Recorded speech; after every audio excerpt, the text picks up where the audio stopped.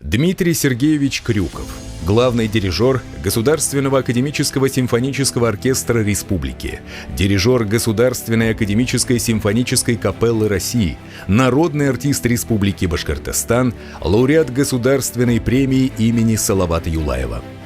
Дмитрий Сергеевич сумел соединить традиционные башкирские мелодии с современными музыкальными направлениями, создавая уникальные симфонические произведения, которые находят отклик в сердцах слушателей. Концерты под управлением Крюкова всегда отличаются высоким уровнем профессионализма, глубоким эмоциональным зарядом и богатой палитрой музыкальных красок.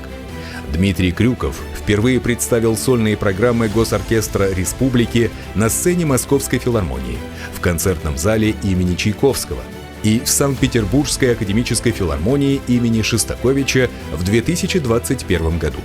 В октябре 2021 года впервые в истории Госоркестра Дмитрий Сергеевич представил оркестр на 6-м симфоническом форуме России в Екатеринбурге. А в декабре 2021 года на сцене Большого зала Санкт-Петербургской филармонии, заслужив высокую оценку российских критиков и признание слушателей.